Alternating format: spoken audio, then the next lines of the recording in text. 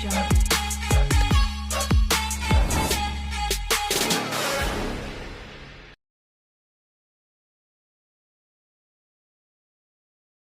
मैं अपनी कहानी सुनाने जा रही हूँ। एक ऐसी कहानी जो मेरे सीने में कांटों की तरह चुभती है, जो मेरी हर सांस में दर्द बनकर उलझी है। मेरी आवाज शायद कांप जाए, मेरे शब्द शायद बिखर जाएं, लेकिन मैं इसे कहूंगी क्योंकि ये दर्द अब मुझ में समा नहीं रहा। मैं चाहती हूँ कि तुम मेरे साथ उस हर पल को जियो जो मैंने जिया। मेरे साथ उस खामोशी को सुनो जो मेरे दिल को चीरती थी। मेरे साथ उस बारिश को महसूस करो जो मेरे आंसुओं को छिपाने की कोशिश करती थी। मेरी कहानी शुरू होती है एक छोटे से पहाड़ी गांव से, जहां हवाएं ठंडी थीं, लेकिन मेरा दिल गर्म था, प्यार से भरा हुआ। मेरा नाम सायरा है। मैं तब 17 साल की थी। हमारा गांव कश्मीर की वादियों में बसा, ऐसा था मानो प्रकृति ने अपनी सारी खूबसूरती उसी में उड़ेल दी हो। बर्फ से ढके पहाड़, झरनों की मधुर आवाज और चीड़ के पेड़ों की वो सुगंध, सब कुछ सपनों सा था। मेरे घर के सामने एक छोटा सा आंगन था, जहां मैं हर सुबह बैठकर सूरज को उगते देखती। मेरी दुनिया छोटी थी, लेकिन मेरे लिए वो पूरी थी। मेरे अब्बू एक स्कूल टीचर थे और अम्मी घर संभालती थीं। मेरी जिंदगी में बस एक कमी थी, किसी का साथ, किसी का ऐसा साथ जो मेरे दिल की बातें समझे, जो मेरी खामोशी को पढ़ ले। और फिर वो आया आदिल। आदिल हमारे गांव में नया था। वो शहर से आया था पढ़ाई के लिए। उसके पिता का ट्रांसफर हुआ था और वो अपने परिवार के साथ हमारे गांव के उस पुराने बंगले में रहने आया, जो सालों से खाली पड़ा था। मैंने उसे पहली बार स्कूल के रास्ते पर देखा। वो अपने साइकिल पर किताबों का बैग लटकाए हल्की सी मुस्कान लिए चला जा रहा था। उसकी आंखें, उनमें एक अजीब सी गहराई थी, जैसे कोई समंदर हो जिसमें अनगिनत राज छिपे हों। मैंने उससे नजरें मिलाईं और एक पल के लिए मेरी सांस रुक सी गई। वो मुस्कुराया और मैंने शर्म से नजरें झुका लीं। उस दिन मेरे दिल में कुछ हलचल हुई जो पहले कभी नहीं हुई थी।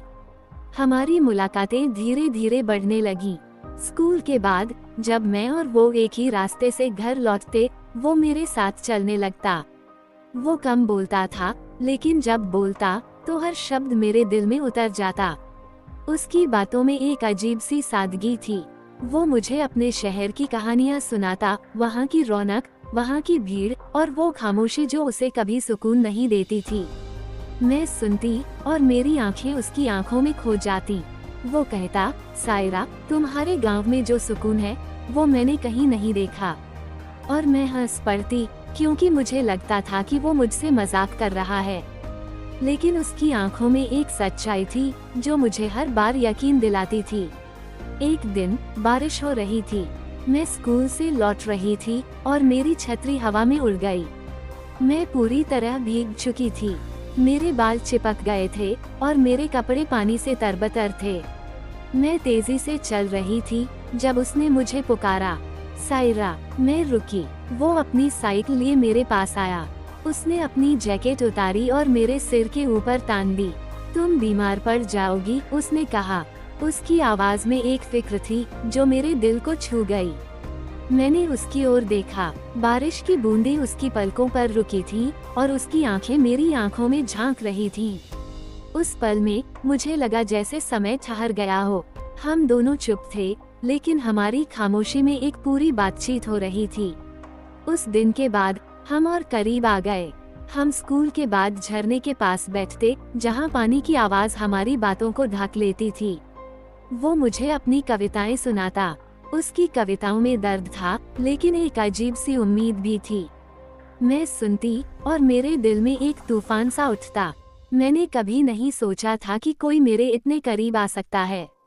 उसने मेरे हाथों को थामा और मैंने पहली बार महसूस किया कि प्यार क्या होता है। उसका स्पर्श ठंडा था, लेकिन मेरे दिल को गर्माहट देता था। मैं उसकी आंखों में देखती और मुझे लगता कि मैं उसमें खो जाऊंगी। लेकिन हर खूबसूरत कहानी का अंत खुशी से नहीं होता। एक दिन जब मैं स्कूल से लौट रही थी, मैंने देखा कि आदिल का घर खाली था। बंगले के बाहर ताला लटक रहा था। मेरे दिल में एक अजीब सी बेचैनी उठी। मैंने पड़ोसियों से पूछा, तो पता चला कि आदिल का परिवार वापस शहर चला गया है। उसका पिता का फिर से ट्रांसफर हो गया था। मुझे यकीन नहीं हुआ। उसने मुझे कुछ नहीं बताया। वो ऐसे कैसे जा सकता था? मैंने अपने आंसुओं को रोकने की कोशिश की, लेकिन वो रुक नहीं रहे थे। मैं उसके घर के सामने खड़ी रही, उस ताले को देखती रही, मानो वो खुल जाएगा और आदिल बाहर निकल आएगा। लेकिन वो नहीं आया। उस रात मैं अपने कमरे में बैठी रोती रही। बारिश हो रही थी और खिड़की से आती ठंडी हवा मेरे चेहरे को छू रही थी। मेरे हाथों में उसकी लिखी एक कविता थी जो उसने मुझे दी थी। मैंने उसे बार बार पढ़ा और हर शब्द मेरे दिल को चीर रहा था। कभी कभी सायरा, उसने एक बार कहा था, प्यार अधूरा रह जाता है, लेकिन वो अधूरापन ही उसे और खूबसूरत बनाता है। मैं उसकी बात को समझने की कोशिश कर रही थी, लेकिन मेरा दर्द उस समझ को निगल रहा था। दिन बीतते गए, लेकिन आदिल की यादें मेरे साथ थीं। मैं हर उस जगह जाती जहां हम साथ थे। झरने के पास, स्कूल के रास्ते पर, उस बंगले के सामने। हर जगह उसकी मौजूदगी महसूस होती थी, लेकिन वो कहीं नहीं था। मैंने उसे चिट्ठियां लिखी, लेकिन मुझे उसका पता नहीं था। मैंने हर चिट्ठी में अपने दिल का दर्द उड़ेला और फिर उन्हें जला दिया। मेरी जिंदगी में एक खालीपन सा आ गया था। मैं हंसती थी, लेकिन मेरी हंसी में वो बात नहीं थी। मैं बोलती थी, लेकिन मेरे शब्दों में वो गर्माहट नहीं थी। मेरे अब्बू और अम्मी मेरी उदासी को देखते, लेकिन वो कुछ कह नहीं पाते थे। 1 साल बीत गया। मैं अब कॉलेज जाने वाली थी। मेरे अब्बू ने मुझे शहर भेजने का फैसला किया। मैं नहीं जाना चाहती थी, क्योंकि गांव में ही मेरी सारी यादें थीं। लेकिन मैंने उनकी बात मान ली। शहर मेरे लिए नया था।